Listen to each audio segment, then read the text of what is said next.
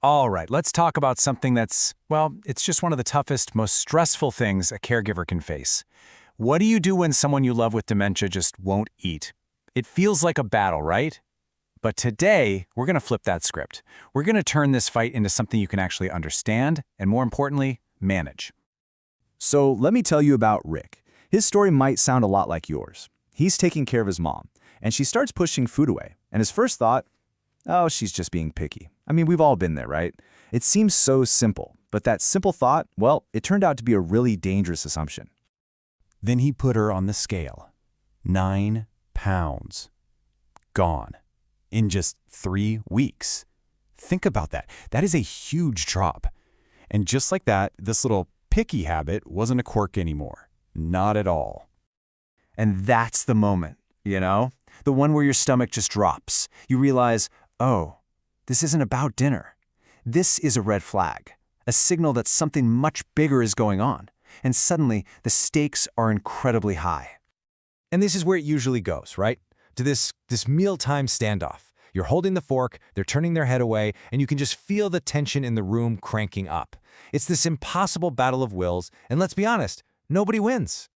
And the thing is, the dangers here, they're not just about losing weight.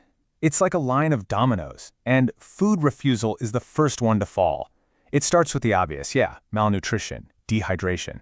But then wham, that hits the brain, making the dementia worse, faster. That can lead to a hospital stay. And when the body's that weak, medications don't work right, and you get these awful secondary problems like pressure sores. Each one just knocks over the next. Okay, but what if? What if the way we see this problem is the actual problem? What if thinking of it as a fight is what's making it so unwinnable? We need to take a huge step back and look at this whole situation from a totally new angle. This right here, this is the big aha moment. This is the most important thing you're going to hear today. When they refuse food, they're not being stubborn. They are communicating. They're not being difficult. That behavior has a purpose. It's not random. It is a puzzle. And you're the one who can solve it.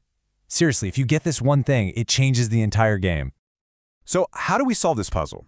Well, there's a tool for that. It's super simple, but honestly, it's a game changer.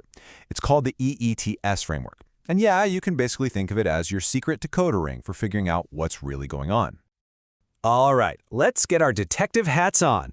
We're going to go through E.A.T.S letter by letter and use it to crack the code. Let's figure out what they're really saying when they say no to food. Okay, first letter, E for environment. Now, for someone with dementia, a room that feels normal to us can be a total sensory overload. It's like an assault. Think back to Rick and his mom. What if the TV was always blaring the news during dinner? To us, it's just background noise. To her, it could be so overwhelming that her brain just shuts down. No room left to even think about eating. Next up, A for ability. You know, we think eating is simple, but it's not. It's a whole bunch of steps. So what if Rick's mom's dentures were rubbing her raw, and every chew was just pain? Or maybe she was just plain exhausted. Sometimes, at the end of the day, there's just no energy left for something as complicated as a meal. See? It's not defiance. It's her body saying, I can't do this right now. Okay, let's talk about something really specific that I know a lot of you have seen. They chew the food and then they just hold it in their cheek. It's called pocketing. It's so confusing, right? What on earth does that mean?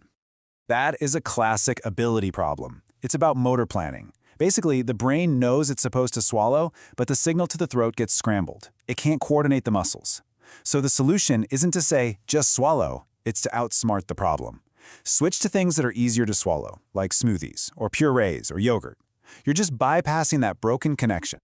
All right, on to T for task. Sometimes refusing food is just a simple cost-benefit analysis. Their brain is saying, the work it's going to take to eat this is way more than the enjoyment I'm going to get out of it. Imagine Rick served his mom a big, tough piece of steak. For her, having to cut it, chew it, manage it, it just feels like too much work. So she quits before she even starts.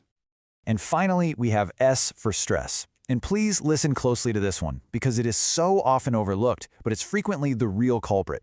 We're talking about anything from being constipated or nauseous to a medication side effect, or just feeling anxious or sad.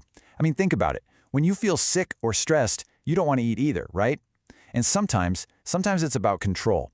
In a world where they control so little, saying no to food is one thing they can control. Okay, so now we have our decoder ring. We know how to look for the why, so what do we do about it? Let's turn this detective work into a real, practical action plan. 5 simple steps you can literally start using tonight. All right, here we go. Step 1, just observe. For one meal, be a scientist. Don't push, don't coax, just watch and take notes. What's happening? Step 2, change one thing. This is crucial. Don't try a bunch of stuff at once. Just try one thing. Turn off the TV, or try a different fork. That way you'll know what actually worked.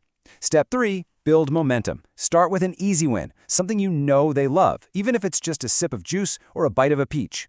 Get that first yes. Step 4, reward the process. Don't just praise the clean plate. Praise them for just coming to the table, for picking up a spoon. Celebrate the small victories. And number 5, and this is a big one, stop when they stop. When they signal they're done, they're done. Forcing it just turns mealtime into a battleground for next time. Respect their signal. And this really gets to the core of it. Your goal is not to force them to eat. Your goal is to test for change. You're a detective looking for clues, what helps, what doesn't. It's all about figuring out what works for right now. Okay, let's put this into practice. Here's a classic one. They won't touch their dinner plate, but an hour later they'll happily eat a few cookies. What's the clue there? What is that behavior telling you? That is a massive clue. It's screaming task demand. A whole plate of food feels like climbing a mountain. But a cookie? That's an easy win. So the solution isn't to make them climb the mountain. It's to change the game. Ditch the big meals. Try small grazing plates with a few things on them every 2 hours. It's less pressure, gives them more control, and it works. So you see, when you start using this E.A.T.S framework, mealtime can actually change.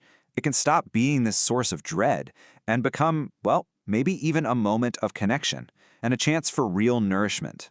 Now, this is really important. This tool is powerful, but it is not a substitute for a doctor. There are some serious red flags you need to watch out for. If they are coughing or clearing their throat a lot during meals, if they're avoiding certain textures, or especially if they are refusing all liquids, that is not a puzzle for you. That is a call the doctor right now situation. It could be a sign of a dangerous swallowing problem. So from this day forward, let this be your new job description. You are not the food police. Your job is to interpret, not to push. You're a translator, turning behavior into needs. Because once you make that shift from forcing to understanding, everything changes. Your compassion becomes your strategy. And that strategy is what leads to nourishment, not just for them, but for you too. It takes the stress away. So the question to leave you with is this: what is your loved one trying to tell you today? The good news is, now you have a way to find out.